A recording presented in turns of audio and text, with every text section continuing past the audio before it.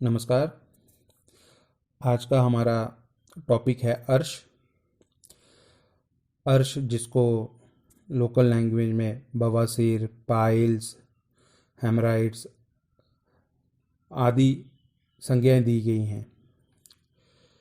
तो अर्श को शुरू करते हुए सबसे पहले इसकी निरुक्ति में इसको बोला गया है अरिवत प्राणानाम शृण्वति इति अर्षा। अरिवत मतलब शत्रु, जो शत्रु के समान प्राणों का हरण कर दे उसे अर्श कहेंगे। तो मित्रों, यहाँ पे बात आती है कि अर्श के निदान क्या हो सकते हैं। सबसे पहले बता दूं कि इस अर्श व्याधि को आचार्यों ने अष्ट महागद यानी 8 ऐसी महाबीमारियां, महागद, उनमें शामिल किया है। दूसरा, अर्श के बारे में एक और बता दूं कि चरक में लास्ट में इसको बोला गया है इति धन्वंतरी अधिकारा, यानी जब ये औषध, क्षार या अग्नि इनसे साधित नहीं होती, ठीक नहीं होती, फिर इसकी शस्त्रकर्म करना चाहिए, जिसे बोला गया है इति धन्वंतरी अधिकारा। अब आते हैं इसके निदान पर। तो निदान है अध्यशन, विरुद्ध भोजन, वेगों को धारण करना, इसके साथ साथ ट्रेनिंग करना आदि। अब आते हैं हम इसकी संप्राप्ति पे। तो संप्राप्ति बताते हुए मित्रों बता दूं कि जैसा कि बताया गया, अध्यशन करना, विरुद्ध भोजन करना, वेगों को धारण करना, स्ट्रेनिंग करना आदि से अपान वायु विकृत होती है, प्रकुपित होती है, और वो गुद प्रदेश में जाके, गुदा मार्ग से गुदावलियों में जाकर संचय करती है तथा उन्हें दूषित करती है, जो गुदावलियों में मांसंकुर की उत्पत्ति करते हैं, और यही मांसंकुर अर्श बोले जाते हैं। आपको दूसरा बता दूं कि अर्श सिर्फ, हम यहाँ पे गुदगत व्याधि पढ़ रहे हैं इसलिए ये गुदा अर्श है। अर्श आमतौर पे योनि अर्श, नासा अर्श, गुदर्श, इन सभी जगहों पे पाए जाते हैं। अब आते हैं इसके भेद पे। तो आचार्य सुश्रुत ने इसके 6 प्रकार बोले हैं: वातज, पित्तज, कफज, सन्निपातज, रक्तज और सहज। स्थान भेद से फिर ये 2 प्रकार के हैं: बाहरी अर्श, अभ्यंतर अर्श। अभ्यंतर अर्श मतलब जो गुदावली में उपस्थित हैं, बाहरी अर्श मतलब गुदावली के बाहर जो उपस्थित हैं। श्राव वेद से पुनः ये 2 प्रकार के हैं: एक श्रावी, दूसरा शुष्क।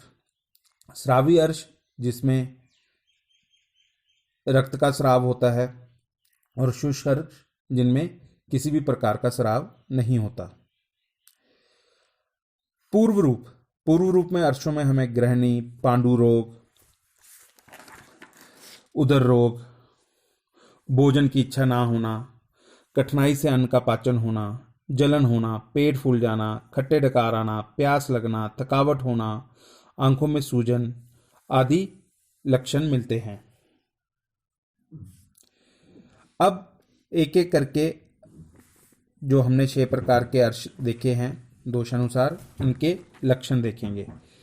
वातार्श, इसमें वायु की अधिकता होने के कारण यह अर्श सूखा हुआ, काले नीले रंग का होता है। बीच में यह कदम पुष्प की तरह दिखता है, सुई के मुख समान तीक्ष्ण होता है। इस प्रकार के अर्श को रोगी में शूल के साथ मल का त्याग करता है। पित्तज अर्श, ये अर्श अग्रभाग में नीले, पतले, फैलने वाला, पीला यकृत के समान चमकता है। कई लोग इसे तोते की जीवा के समान आकृति वाले के साथ भी कंपेयर करते हैं। बीच में से यह अर्श यव प्रमाण जितना मोटा होता है।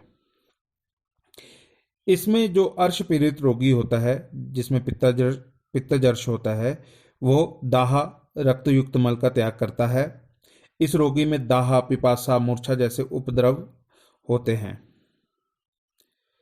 तथा इस रोगी की त्वचा, नख, नेत्र, दंत, मुख, मूत्र और मल पीले वर्ण के होते हैं। कफज अर्श, ये अर्श श्वेत, मूल भाग से मोटा, कठिन, गोल, चिकने और करीर के फल के समान होता है।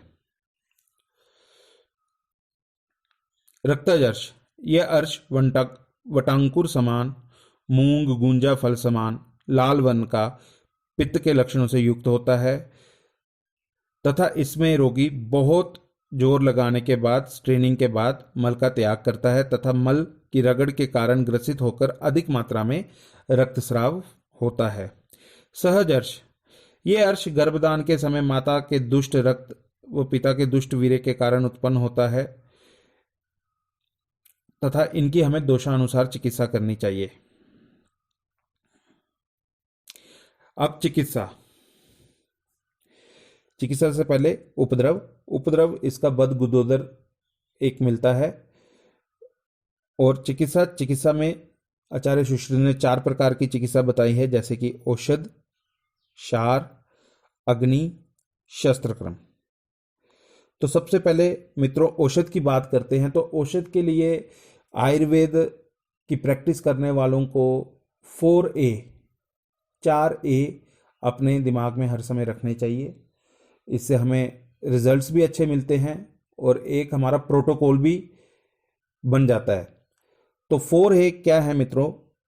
A फॉर फर्स्ट A, अग्नि दीपन। तो इसमें हमें ऐसे द्रव्यों का यूज करना चाहिए जो अग्नि का दीपन करें। Second A, अनुलोमन। जैसा कि हम जानते हैं कि कॉन्स्टिपेशन एक मेन कॉज है अर्श होने का, तो हमें पेशेंट को कुछ ऐसे द्रव्य देने चाहिए जो उसका अनुलोमन करें। ठीक है, अनुलोमन द्रव्य देते समय ये याद रखें कि वो तीक्ष्ण नहीं होने चाहिए, मृदु होने चाहिए एवं इनका उपयोग रात को सोते समय करना चाहिए। उसके बाद थर्ड ए है अवगाह, सिट्स बाथ। हमें रोगी को सिट्स बाथ या अवगाह स्वेदन एडवाइस करना चाहिए। अवगाह के लिए हम त्रिफला चूर्ण, हल्दी का चूर्ण एवं आधुनिक डेटोल, बेटाडीन आदि का भी इस्तेमाल कर सकते हैं। अवगाह के लिए पेशेंट को सुबह शाम 2 बार शौच क्रिया करने के बाद गुनगुने जल में 1 चम्मच पाउडर डाल के 10 मिनट तक बैठना है तथा पानी को अंदर बाहर करना है। इससे एक तो अंदर लोकल क्लीनिंग हो जाएगी, स्वेलिंग कम हो जाएगी एवं रोगी को अच्छा महसूस होगा। लास्ट है फोर्थ है अभ्यारिष्ट। तो ये थे 4A जो हमें औषध में यूज करने हैं। अनुलोमन, अग्निदीपन, अवगाह और अभ्यारिष्ट। अब जो औषध चिकित्सा है ये नवीन अर्शों के लिए जिनमें हीन दोष हों, कम दोष हों, उनमें इस्तेमाल करनी चाहिए।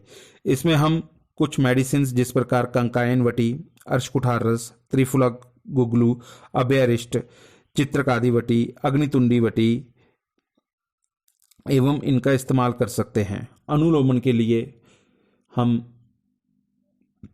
स्वादिष्ट विरेचन चूर्ण, त्रिफला, हर्बोलेक्स आदि का इस्तेमाल कर सकते हैं। दूसरी चिकित्सा जो आचार्य ने बताई है वह है क्षार चिकित्सा या रक्तमोक्षण। क्षार इसमें रक्तस्राव या कंडू, रक्तमोक्षण, जलोका इनका इस्तेमाल करके रोका जा सकता है। यदि थोड़े से ऊपर उठे हुए हों, अभ्यंतर स्थितियों हों जिनमें रक्तस्राव नहीं हो, ऐसे में हम क्षार का इस्तेमाल कर सकते हैं। तो मित्रों ये बता दूं आपको कि क्षार का इस्तेमाल करना as a external application is very useful in this condition, but what we see in practice that we have to use this very specifically and very conveniently without causing any damage to the surrounding tissue rather than that pile mass। तो हमें जब pile मास में करना है तो हम कोशिश करें कि पाइल मास के चारों तरफ, अर्श के चारों तरफ हम कुछ कपड़ा रख दें या रुई रख दें जिससे कि क्षार आगे पीछे ना लगे, केवल केंद्रित बिंदु करके हम अर्श पे ही लगाएं। इसमें पेशेंट में हमें 3-4 सिटिंग्स करनी पड़ती हैं, दाह होता है, लेकिन जिन कंडीशंस में हम पेशेंट में रक्तस्राव नहीं है या हम जिनमें शल्य क्रिया नहीं कर सकते, उनमें ये चिकित्सा बहुत उपयोगी है। अग्निकर्म इसकी तीसरी चिकित्सा है। ये उन अर्शों में करनी चाहिए जिनका मूल पतला है, जो उत्सेद में बड़े हों, जिनमें रक्तस्राव हो, इनमें हम अग्निकर्म कर सकते हैं। और लास्ट में शस्त्रकर्म। यदि हमारे ये उपरोक्त तीनों चिकित्साएं, जिसमें औषध, क्षार, अग्नि, औषध, क्षार, अग्नि और रक्त मोक्षण यदि हमारे फेल हो जाए या हम इसको बार बार करने से भी रोगी को ठीक नहीं हो पा रहा, तो हमारे पास लास्ट जो चिकित्सा बचती है वो है शस्त्र चिकित्सा।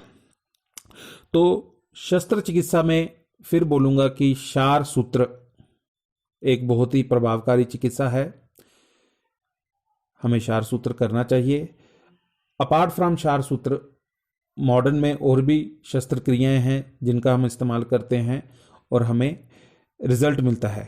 अब क्षार सूत्र के बारे में बता दूं, हमें जब आयुर्वेद में अर्श के लिए क्षार सूत्र का इस्तेमाल करना है तो बिल्कुल एसेप्टिक कंडीशंस के अंडर ऑल प्रिकॉशनरी मेजर्स हमें ये प्रोसीजर करना है। हमें इसमें ट्रांसफिक्सेशन एंड लाइगेशन करनी पड़ती है।